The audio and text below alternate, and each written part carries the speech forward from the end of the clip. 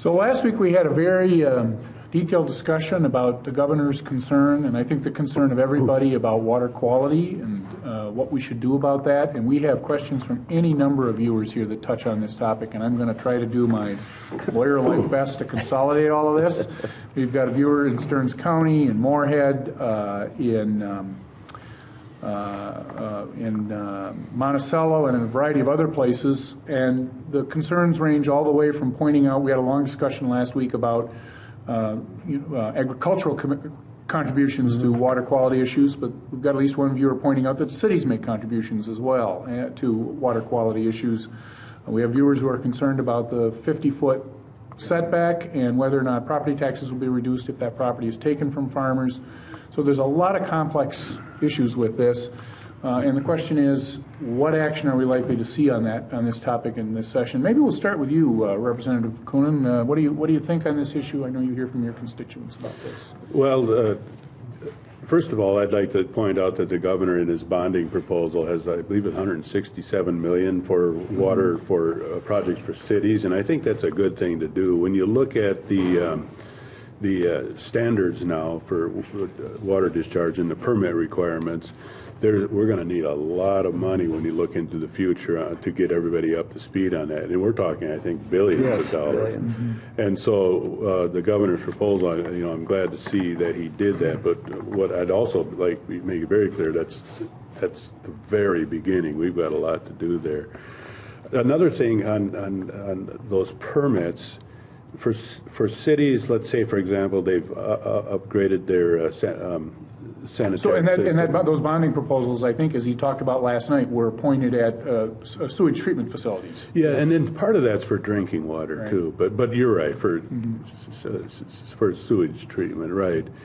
And there's another issue that cities are struggling with. Is, let's say, for example, that 3 years ago they installed a whole new system. They have a 30-year loan.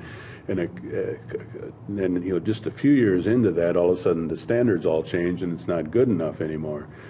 I'd like to see a way to give them some wiggle room and buy them some time, not, to acknowledge the effort they made. And, there's cities always coming into the system or, that need funding to update their systems and work on those that really need the help first, and those that have the newer systems and are still paying on that to give them a little wiggle room.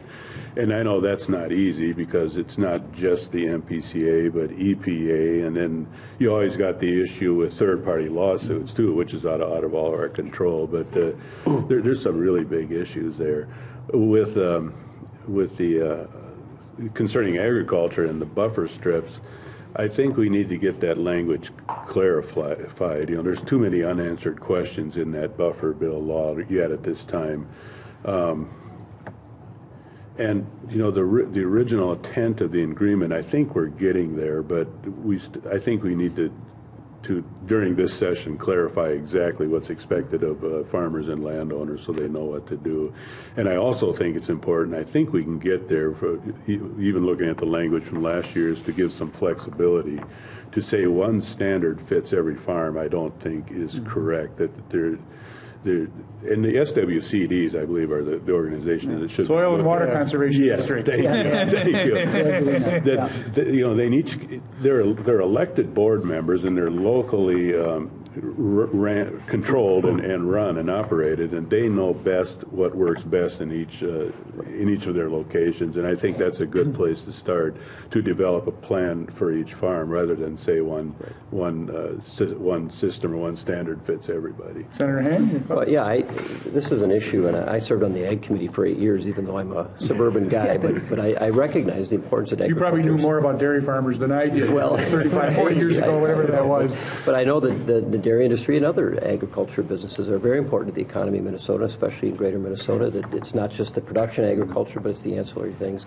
And I think that when we talk about water quality, I think we have to make sure that we're doing things that are not going to put the economy, the ag economy, at risk. And, you mentioned that we've got some of these water treatment facilities in some of the cities in greater Minnesota that are pretty new and built in the last decade. And all of a sudden, because we changed the standards at the federal government level, they're out of code. And so they're going to be required to spend millions and millions of dollars to bring them up.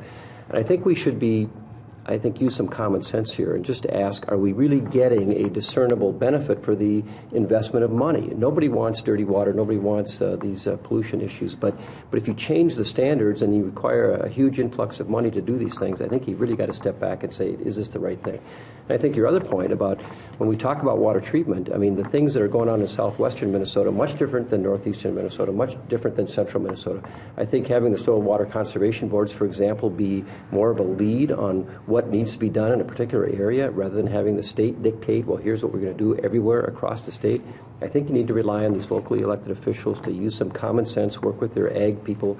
The bottom line for me is let's do things that make sense and make sure that we're not really making it tough for our ag economy to succeed and to be successful. We are, I think, doing too many things that are putting us at a disadvantage compared to other states. And let's just be reasonable. Use common sense. Nobody wants dirty water, but let's just make sure we're doing the right thing. What is that, Mark Part? Agriculture is about 20% of our total economy. And, Absolutely. Farmers are the best stewards of the land. They have to make their money off the land. And, Exactly. Last year on the buffer zone, there was kind of positions were out here on that. And all the farm groups, and I think every rural Democrat and Republican ended up voting for the compromise.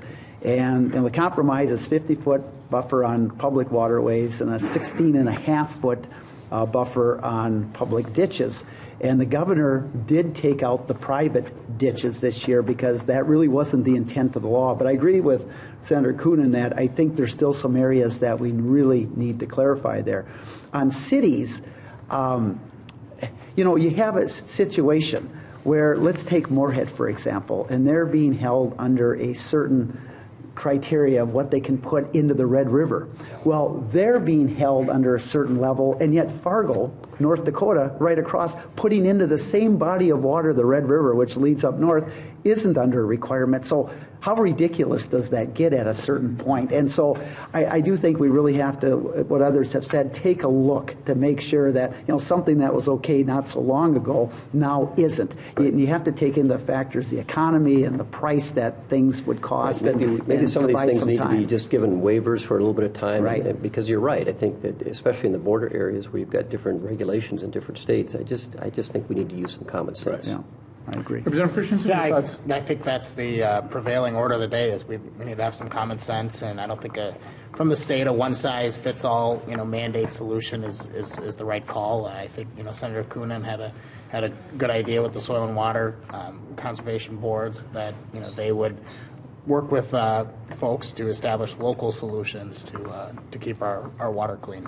And on the buffer zones, the public waterways, I think it's November of 2017, and the public ditches is November of 2018 compliance. But we've got to make sure we work with everything. And The thing I'm worried about is I was at a presentation last summer that the feds are trying to come out with a new standard that would essentially put every bit of agricultural land under the purview of the PCA. And I don't think that's a smart way to go. I mean, they're trying to make the claim that every bit of land that's agriculture is going to be a source that could be a potential contaminant. So they're going to put all agriculture use under the PCA. I just think that's a pathway fraught with danger. I hope we don't go down that road. Right.